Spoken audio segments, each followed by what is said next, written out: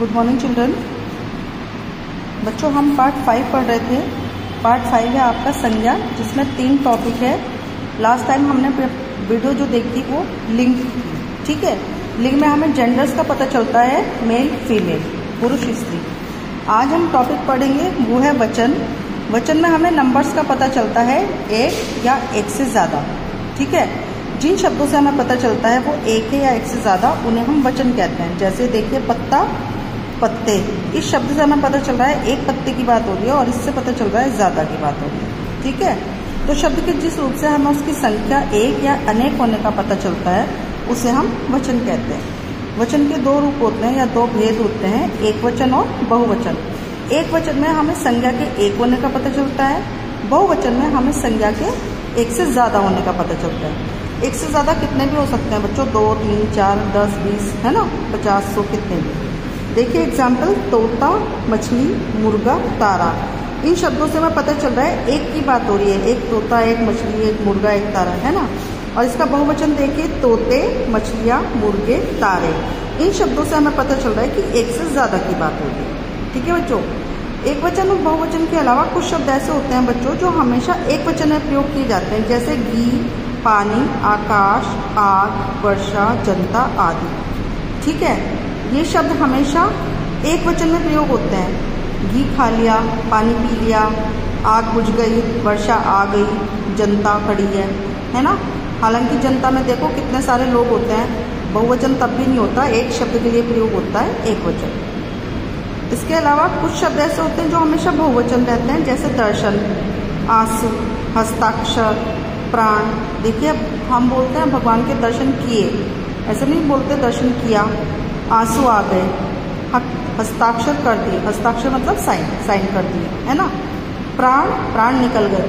बच्चों जैसे मैंने लिंग पढ़ाते हुए आपको बताया था, ऐसे वचन पढ़ाते हुए भी एक चीज़ आपको बता रही हूँ। अगर आप किसी भी शब्द में कंफ्यूज होते हैं कि ये एक वचन है या बहुवचन है, तो आप मन में सेंटेंस बना के देखिए, उसकी क्रिया से आपको पता चल जाएगा एक वचन है या बहुवचन है ना।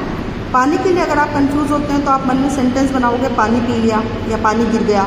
आप ये तो नहीं बोलते पानी पी लिए, पानी गिर गए, ठीक है। ऐसे ही दर्शन किए, हस्ताक्षर किए, आप ये नहीं बोलते हस्ताक्षर किया, दर्शन किया। तो क्रियाओं से हमें पता चल जाता है एक वचन या बहुवचन या स्त्रीलिंग या पुल्लिंग। तो जब भी आप किसी शब्द के लिए कंफ्यूज होते हैं, मन में क्रिया बना के देखिए, सेंटेंस बना के देखिए, फिर क्रिया से पता चल जाता है। आदर या सम्मान प्रकट करने के लिए, रेस्पेक्ट देने के लिए हम हमेशा बहुवचन का प्रयोग करते हैं। व्यक्ति एक ही है, एक व्यक्ति के लिए भी हम अगर आदर दे रहे हैं तो हम बहुवचन का प्रयोग करेंगे। जैसे गांधी जी अहिंसा के पुजारी थे, गांधी एक व्यक्ति है लेकिन था नहीं थे। मोदी जी हमारे प्रधानमंत्री हैं। बच्चों एक चीज़ हमेशा ध्यान रखना, अगर है के ऊपर यहाँ पे देखिए ये अंकी बिंदु है ना। अंकी बिंदु हम है के ऊपर तब लगाते हैं जब हम बहुवचन में प्रयोग करते हैं, ठीक है। टीचर एक ही होता है लेकिन हम क्या बोलते हैं, टीचर आ गए, ठीक है, टीचर बैठ गए। एक ही व्यक्ति के लिए जब हम सम्मान देने के लिए प्रयोग करते हैं एक व्यक्ति को, तो हम बहुवचन का प्रयोग करते हैं, ठीक है। संज्ञा सर्वनाम के द्वारा वचन की देखो पहचान के नियम क्या है। हम संज्ञा सर्वनाम के द्वारा या क्रिया के द्वारा, अगर आपको संज्ञा से भी मतलब पत्ता या पत्ते से अगर पहचान नहीं हो रही, वैसे तो पत्ता या पत्ते संज्ञा से आपको पहचान हो जाएगी, एक वचन और बहुवचन।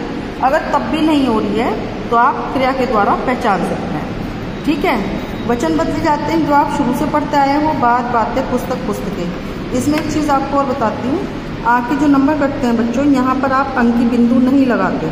अगर आप पुस्तक का पुस्तकें बना रहे हो, अंकी बिंदु नहीं लगाते तो आपके नंबर कट जाते हैं। हमेशा अंकी बिंदु लगाएंगे। और कहाँ लगानी है अंकी बिंदु और कहाँ नहीं लगानी है, बच्चा में बच्चे। अगर आप यहाँ पर अंकी बिंदु लगाते हैं तब भी नंबर कटेंगे। तो इस चीज़ की पहचान क्या है, जिन शब्दों में एक वचन में यहाँ पर आ की मात्रा नहीं है वहाँ पर अंकी बिंदु लगेगी, और जहाँ पर आ की मात्रा है पीछे वहाँ पर अंकी बिंदु नहीं लगेगी। अगर ये पॉइंट आप याद कर लें, रट लें, तो आप कभी भी बहुवचन बनाते हुए नंबर नहीं कटवाएंगे। समझ आया बच्चों। देखिए यहाँ पर आ की मात्रा है एक वचन में, सॉरी यहाँ पर, तो यहाँ पर अंकी बिंदु नहीं लगी है। और यहाँ पर आ की मात्रा नहीं है, यहाँ पर अंकी बिंदु लगी है, ठीक है। तो आप इसका ध्यान रखेंगे, अगर आप यहाँ पर अंकी बिंदु नहीं लगाएंगे तो आपके नंबर कटेंगे, और अगर यहाँ पर लगा देंगे तब भी नंबर कटेंगे, ठीक है। तो जहाँ पर आ की मात्रा नहीं होती वहाँ आप अंकी बिंदु लगाएंगे, और एक वचन में जहाँ पर आ की मात्रा होती है वहाँ आप बिंदु नहीं लगाएंगे, ठीक है।